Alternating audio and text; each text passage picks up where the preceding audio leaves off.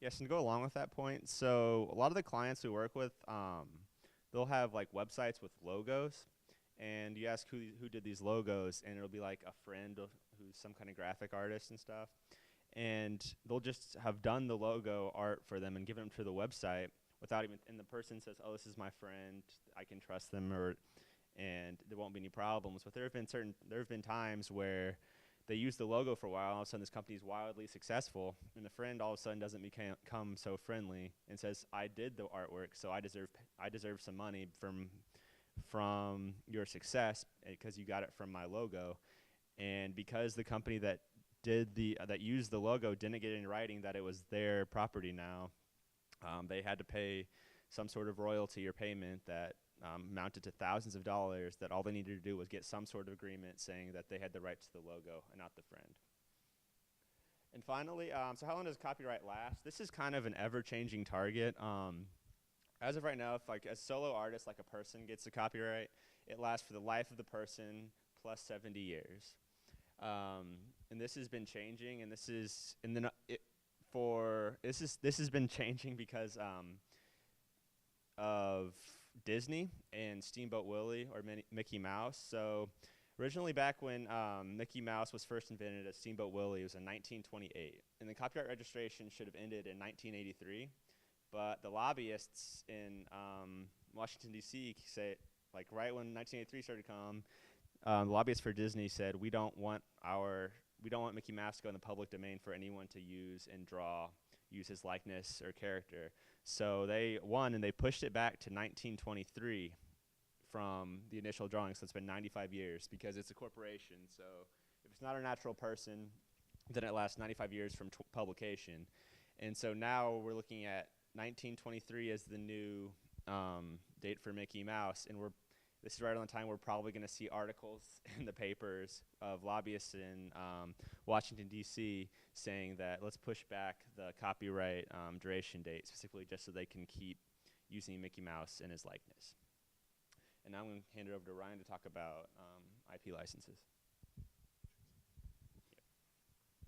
So my name is Ryan McDonald. I'm a 2015 ChemE graduate, and I'm going to talk to you guys first about trade secrets and then IP licenses. So a trade secret, if you kind of break it down into its two components, first you have to have some sort of a thing that gives you an economic advantage over your competitors, and then second, it has to be something that's kept secret or it's not generally known to the public. Oh yes, is it working? Oh, okay. Oh yeah, sorry.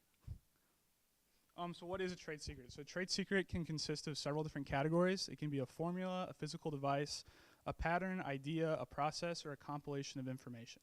So I have some examples of some famous trade secrets up there: the Coca-Cola recipe, the formula for WD-40, the coding on Kentucky Fried Chicken's original recipe, Twinkies, Listerine, the New York Times bestseller list, which is the algorithm they get to figure out which books will fall on that list, the Google search algorithm, client lists, any sort of marketing material that companies may have. They can all keep those things secret and keep it protected from the public. Some of the advantages to having a trade secret, you can get potentially unlimited duration on the idea that you're keeping secret. Unlike a patent, which only lasts 20 years, as long as you are able to keep something secret, you can keep it protected as a trade secret for forever. Additionally, there's no fees or registration or an application that you have to submit to get a trade secret protection. You just need to follow the 2 steps and make sure that you keep it secret. Third, it's also effective immediately. So as soon as you come up with it and you decide you want to keep it secret, it's protected as a trade secret. Some of the disadvantages, it's only as good as the people that are keeping the secret. So if the secret gets out, other people are going to be able to take advantage of that, and there's no recourse that you can have. Also, if someone's smart, like you guys, are able to reverse engineer someone's trade secret, you also kind of give up your protection that way because people are able to figure it out by legal means. And then finally, they're very difficult to enforce. So like I said, once the trade secret gets out, it's hard to go back and make that information secret again. So you're likely not going to miss out on protection there. So some ways that you can protect trade secrets. You can restrict access to who can see the trade secret. So for example, with the WD-40 example, they keep that trade secret locked up in a bank vault, and it's only come out twice. Once on the company's 50th anniversary, the CEO came out and took it and was in like a armored wagon. It was driving through town with it for their anniversary. And then the other time, they took it out whenever they switched banks. The other different thing that you can do is you can keep the trade secret only between a few people. So Coca-Cola is very famous for that. Nobody really knows what the recipe is for Coca-Cola, and it was kept between very few people. Finally, you can have the people that do know what the trade secret is sign a non-disclosure agreement, which I'll talk about in a little bit, and that will require them to not disclose the information to anyone that can harm the company. And then finally, you can be very careful, companies can, with marking different information that they want to keep as a trade secret as proprietary information so that people know not to disclose that information to the public. So ways that you can enforce trade secrets. Just last year, Congress passed the Defend Trade Secrets Act. What this allows someone to do is to bring a civil suit, which means usually for monetary damages or an injunction, as opposed to a criminal suit, which means that someone would end up possibly going to jail. And that you can bring a civil suit if your trade secret is misappropriated. And what that means is that someone either stole your trade secret, there was some sort of bribery or misrepresentation involved. And this does not cover if someone reverse engineers or independently comes up with what your trade secret is. Some of the damages for this include an injunction, which means you can stop someone from further spreading your trade secret. They can do an ex parte seizure, which means they'll go to the court and ask for a warrant to go and seize your property. So if you stole something on a flash drive and you were leaving the company after you got fired, you were planning to turn around and try and sell the information, they can come and take your laptop from you and keep it. And then also you can get monetary damages. In addition, there's a lot of state trade secret law, and those also involve some criminal liability. So for example, in 2007, I believe, 2 Coca-Cola employees were fired, and they took some trade secrets for a new product with them and tried to give them to Pepsi. These 2 people ended up being criminally charged, and they owed $40,000, and one of them was sent to prison for 4 years and the other for 8 years. So don't steal things from companies, it's bad. All right, now I'm going to talk about a couple of IP agreements and licenses that you'll likely see when you guys are out in the workforce. So first is going to be an employment agreement, which all of you will probably end up signing whenever you start working for a company. You make sure that you read these agreements very carefully, especially the IP provisions, and don't just rely on the title of an agreement whenever you're signing something. If you see something that says it's a confidentiality agreement, make sure you read all the provisions to make sure they haven't snuck some other kind of term in there that's going to get you later on. So likely what you're going to see in an employment agreement is you're going to assign the rights you have to any intellectual property you come up with within the scope of your employment. Some companies might try and be sneaky, and they'll say that you'll assign all the rights that you have, even if it was without or not within the scope of your employment. So if you made something on your own at home, like kind of on an independent venture that you have, they may end up saying that you assign all those rights to the company as well, even though it wasn't while you were working for them that you made it. So if you see a term like that, you probably won't have a lot of negotiating power to get that out of there, but it's just something good to be aware of whenever you sign the agreement. So here's kind of a standard example for what one of these employment agreements would look like. All right, and finally, I'm going to talk about non-disclosure agreements. These are usually agreements, like I mentioned before, where you're not going to give any information that you've come up with in the company, confidential information, to a third party. So what they're also going to ask you to do is to employ any steps that you think are necessary to keep that information protected.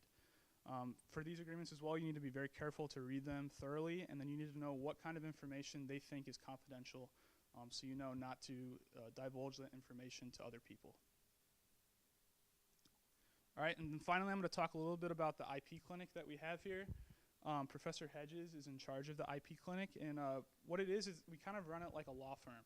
So he's essentially the main partner, which means he oversees all of our work, and he's the kind of the guy that signs off on everything to make sure that it's correct. And then the students, there's about 10 or so of us in the clinic this semester. We're the ones who are doing the work, and we're talking to clients, and we're writing patents and doing trademark applications and doing all the kind of underlying work to get those IP rights for our clients. So we do patents, trademarks, copyrights, due diligence, which means you go out and search and see if someone is potentially infringing on someone else's patent, or we're looking to see if this trademark is available and someone can register it with the Patent and Trademark Office. We also do agreements for our clients, so we'll look over these kind of confidentiality agreements, or if they're entering some sort of a competition and they have to give away some of their IP rights, we make sure that they're not giving away too much of their rights. And then also we do some litigation with the assistance of some outside law firms that have partnered with our clinic. And some of these cases have been pretty cool that we've been able to work on so far. So here's some kind of basic stats about the clinic. We've had 2 patents issued, which is a pretty big deal. Patents take several years to get through the patent office. So it's pretty cool that we have 2 of those. Trademark applications, and then we've also got around 100 clients that we're working with right now who are Indiana residents or people that used to live in Indiana and have since moved away, and we're actively working on matters for them. So there's a couple of IP opportunities that if you guys are interested that are available to you at Purdue. First is the Purdue IP Club, which started this year, or started last year. Yeah, and there's someone here from there today. How are you doing? But here, Alec Cunningham is the president. He's kind of helped spearhead the effort. So if this is something you're interested in, contact him. I got his permission to put it up there. So contact him if you're interested. Last year we did an event where we kind of taught people how to do a disclosure for an invention. So we came in, Professor Hedges, Evan, and I, and we did some kind of mock disclosures with the students, which was really fun. And then we also have had a couple more informal talks throughout the year so far. And then also IU, Maurer Law School, and Purdue have partnered for an IP law scholarship, and there's some more information about that scholarship up on this front table if that's something that interests you. And then finally, if you guys have any questions, go for it.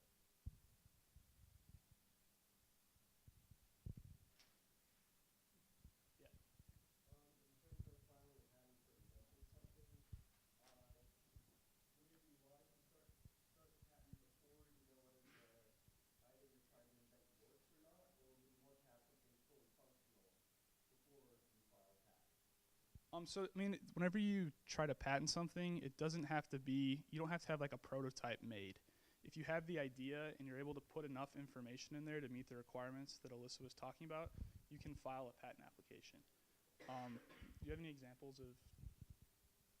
Yeah, you don't have to have a fully defined product to do that. You do have to have enough information in the patent application to allow someone later on to make and use the invention.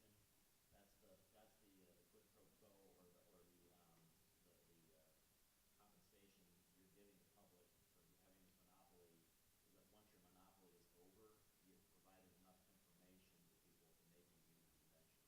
So you want it to be far enough along that somebody could read it, look at the picture, and figure out how it works and makes it. But it doesn't have to be perfect. It doesn't have to be the final design. If that makes sense.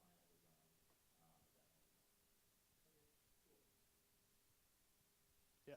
cool. Yeah. Yeah, they could sue you for doing that. And they could sue you for a lot of money because if they lost profits because you're giving it away for free, then you'd end up having to pay whatever profits they lost back to them.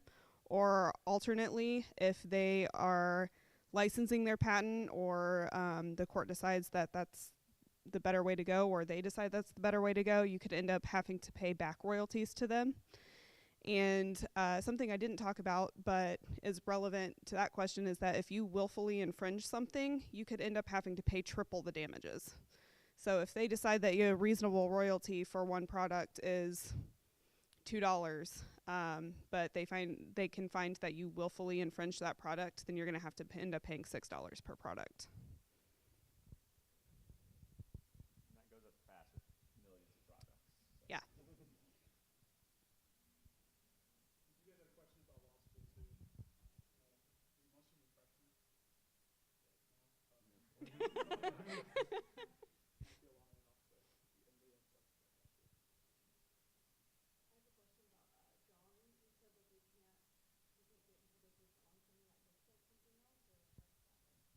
So what you can do, yeah, if you directly copy someone else's drawing, then that would be infringement. You could get in trouble. But if you draw it yourself, that's when it's okay. Well, if you draw somebody else's copyrighted work,